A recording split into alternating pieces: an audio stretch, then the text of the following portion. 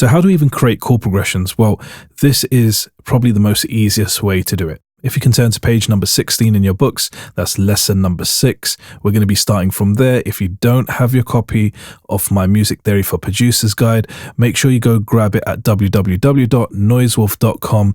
I'll pop the link in the description down below as well. So firstly, what is a chord progression? Well, a chord progression is just a sequence of chords played in a specific order. Now, this specific order of chords will determine our harmony in our music. Well, one of the ways to create harmony in our music. So first step is to determine what scale we're in. We're going to be using the key of C major. You guys should be pretty familiar with that now already.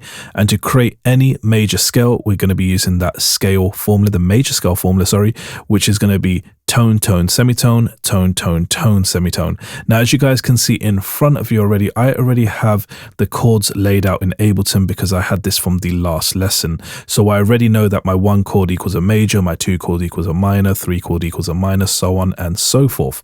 But when I play this back, it doesn't sound musical. And it sounds like we can't really make anything good out of these chords in this specific sequence. So how do we go ahead and actually make a chord progression that sounds good? Considering we've got all the chords over here now, what is the next step? Well, the first thing that you need to understand is that a basic chord progression will have 4 chords in there.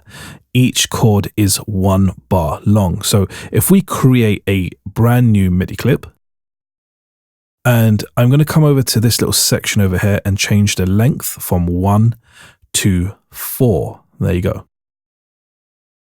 And now I have got a 4-bar MIDI clip. Now, the aim of the game to start with is going to be to place a chord in every bar. So 1 chord over here, 1 chord over here, 1 chord over here, and the last chord over here.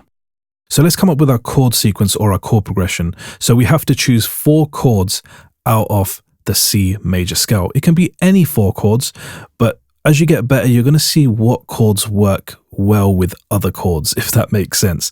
Just because everything is in the same key here doesn't mean that everything's going to sound good. If all these chords over here are in the same key, doesn't mean that it's going to sound automatically 100% good.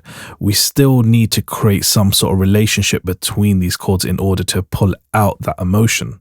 So I think for our chord progression, let's go with a 1 chord. So it's going to be the C major. And then we're going to go with the 6th chord after that, which is the A minor. Then after that, we're going to go with the 4 chord, which is a major chord. That's the F major. And then lastly, we're going to go with the 5 chord, which is a G major. So that there is the 1, 6, 4, 5 chord progression. Hey guys, I only have a limited amount of spaces left for those that want one-to-one Ableton live lessons via Zoom, where I teach production, engineering, music theory, and so much more. So if you're struggling and you're looking for a more of an individually structured learning process, you can send me an email to lessons@NXISEWOLF.com, or better yet, shoot me a message actually on Instagram or Facebook Messenger, and we can discuss a custom roadmap for your learning. Links will be down in the description below. So let's go back into the other MIDI clip and let's just get that all penciled in. So here's our 1, so that's a C major. And here's our 6. And there's our 4, which is the F major.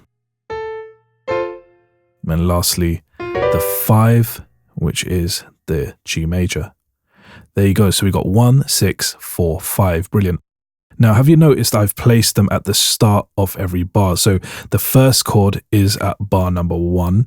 The second chord is at bar number 2. Third chord is at bar number 3. Fourth chord is at bar number 4. Okay, so that's what I mean by 4 chords in a 4-bar MIDI clip. And now the chords are changing every bar. And let's have a listen back to that.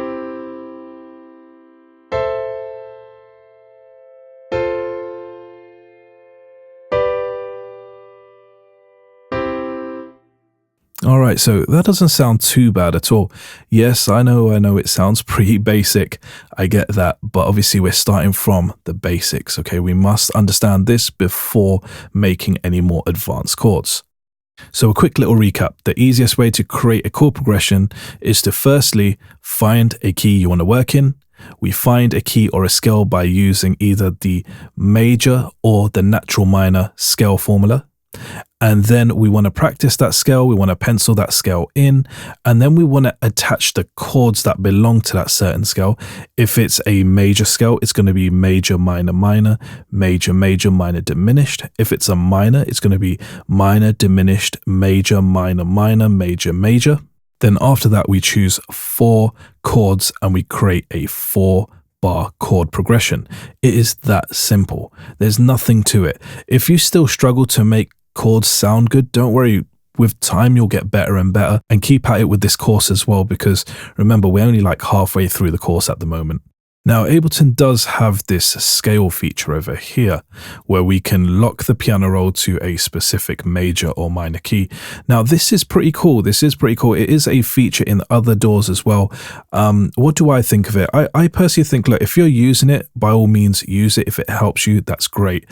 I myself wouldn't recommend that you guys, get too comfortable with it, because you actually want to learn the scales by heart in your head. So you can just approach the keys and just play along, if that makes sense. So let's go on to lesson number 7, where we're going to take this chord progression and I'm going to introduce you to chord inversions and voice leading. I'll see you in the next one.